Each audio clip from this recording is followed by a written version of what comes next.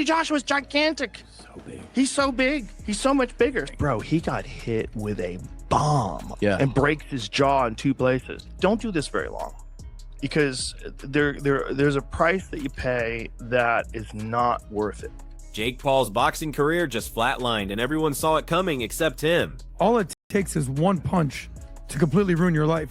So here's what went down December 19th at the Kaseya Center. Jake Paul stepped into what was supposed to be legitimate heavyweight boxing with Anthony Joshua on Netflix. Real rules, real damage, real consequences. When Joshua dropped him over and over again and shattered his jaw in multiple places, suddenly retirement wasn't some distant maybe anymore. It became the only logical next move. Ultimately, the big win for him would be that he was even willing to do it, and that he could do well for a little bit. Yeah, and then eventually just deal with the fact that Anthony Joshua is going to connect with a bomb.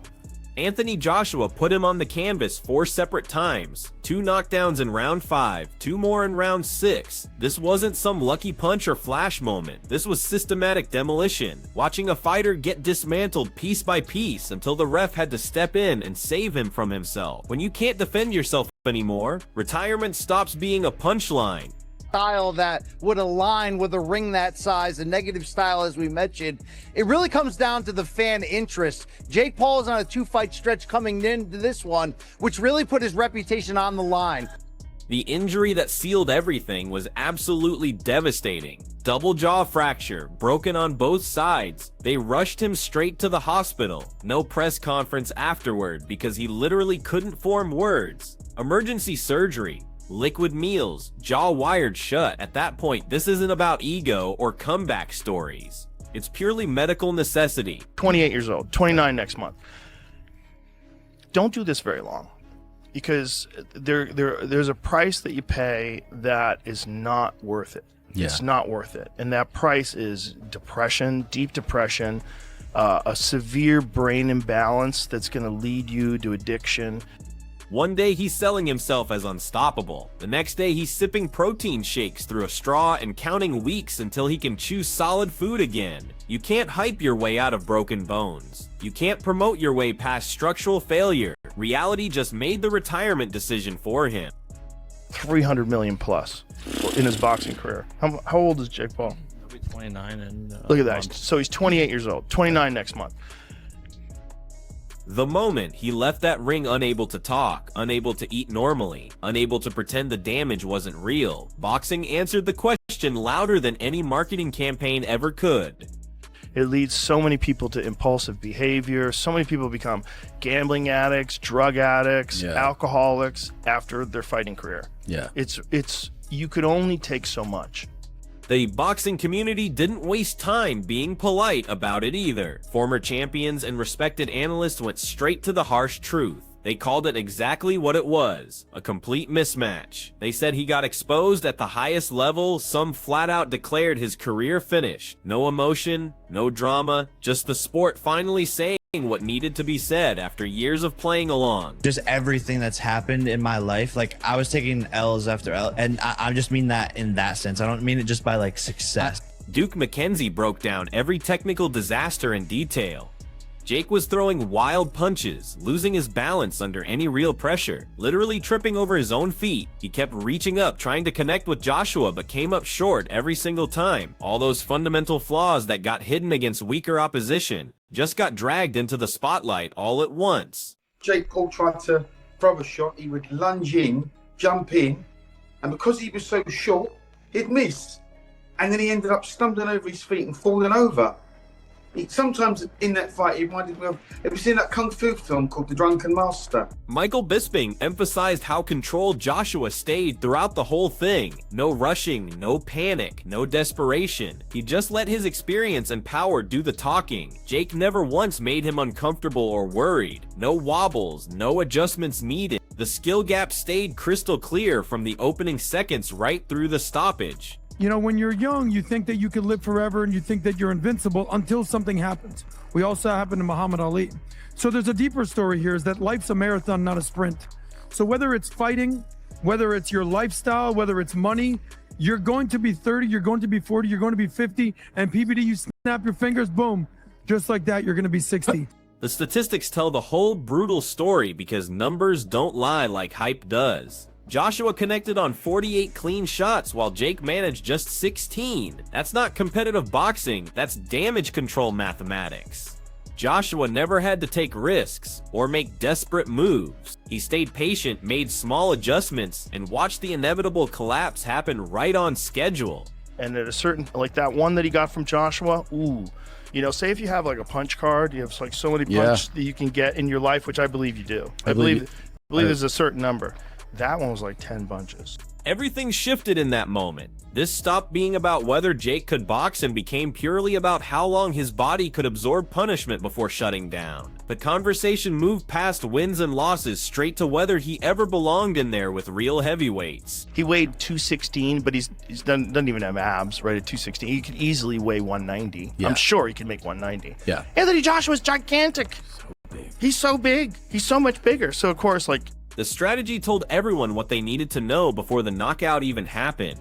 Massive 22-foot ring, constant backing up, running straight backward instead of using proper lateral movement. This wasn't ring generalship, this was controlled retreat with boxing glove. Every exchange ended in clinching wrestling moves in a boxing match, leaning and grabbing and collapsing into the referee whenever possible. Experts didn't call it smart, they called it pure desperation. You only clinch that much when you know you're outclassed and buying time. If he wasn't a YouTuber, people would be way more impressed with him. Yeah. The problem is he was like a famous kid, and then no one took him seriously. No attempts to win any rounds, no sustained offense, no pressure combinations, everything designed around one single goal. Minimize damage, extend the fight, try to look respectable doing it. The visual was absolutely crushing. A heavyweight championship bout turned into defensive survival theater. Even the commentators started openly mocking what they were watching because it was impossible to take seriously. This was someone running from reality, not chasing victory. The consensus formed quickly and stuck. Jake knew he couldn't win going in. He was there to survive, collect his money, and escape with minimal damage, and even that plan failed completely. There's a clip of you on the ground after hitting you say, wow. Can someone start posting content?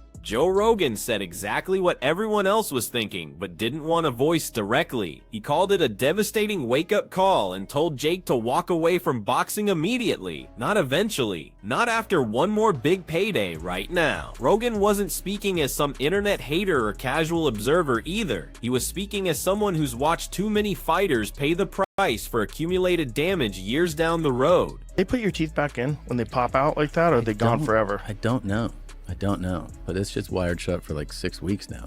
He talked about eating nothing but protein shakes and described traumatic brain injury like a countdown timer because that's exactly what it is.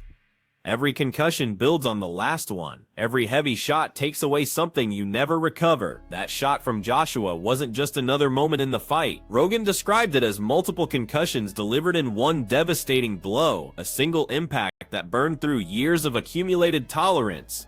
Is that 96 million or whatever worth you having brain damage for the rest of your life? And this is the thing, that this is, to me, besides the Tyson Fury's brother, this is, you're going up against a real fighter. This guy, if that boxer punches you in the face in the street, that's assault with a deadly weapon. He's a trained...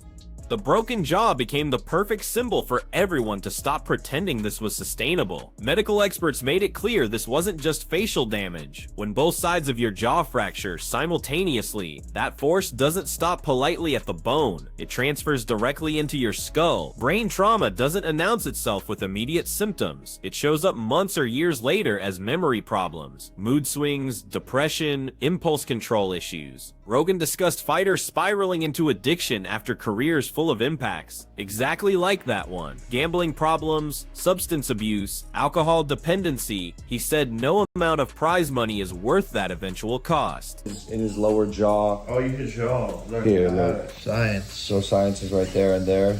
Mental health experts and body language specialists took the analysis even deeper, and their observations were genuinely disturbing. They analyzed Jake's final moments in that ring. Focusing on his eyes, his posture, his hesitation pattern, they identified fear, complete exhaustion, and helplessness. Not manufactured drama fear, but genuine threat recognition. The kind where your nervous system understands you're completely outmatched before your conscious mind processes it. They described how trapped he appeared, how his movements stopped being strategic and became purely instinctual. That wasn't game planning anymore. That was panic response.